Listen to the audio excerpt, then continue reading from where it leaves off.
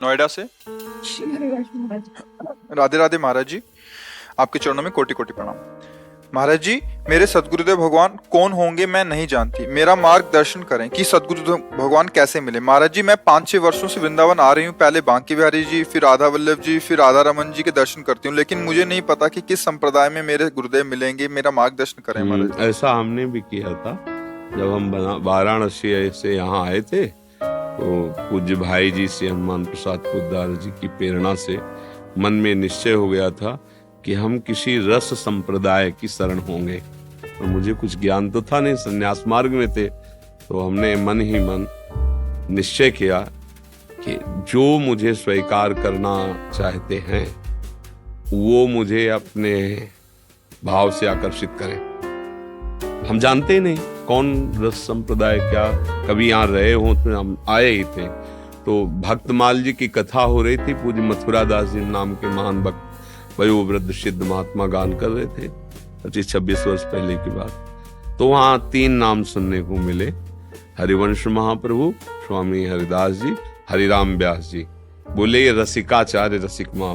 बस हम रोज सुबह हे हरिराम व्यास जी, हे हरिवंश महाप्रभु, हे स्वामी हरिदास जी, हम तो आप घसीट लो इनमें से, जो हमें पता नहीं कि हमें कहाँ जाना है, कैसे जाना है। सच्ची आपसे कह रहे हैं, महाप्रभु ने घसीट लिया, हरिवंश महाप्रभु ने घसीट लिया।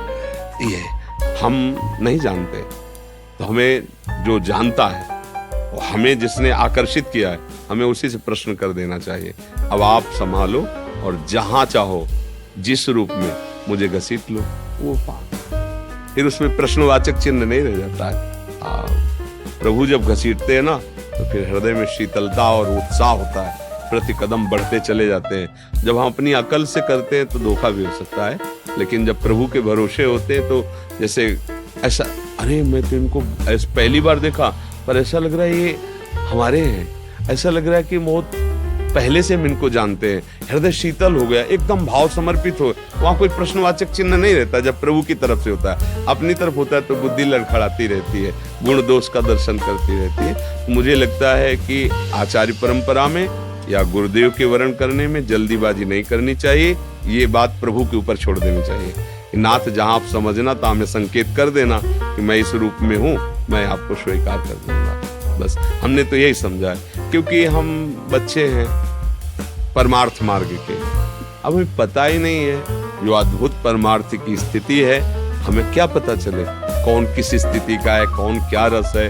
क्योंकि अब जैसे कक्षा 1 का बच्चा है, और आगे की बातें क्या जाने, तो वो टीचर के ऊपर छोड़ दे कि आप जो हमें समझते हो पढ़ाना शुरू कर दो, जैसे हमारी योग्यता हो, जहाँ हो वहाँ आप हमें ले चलो।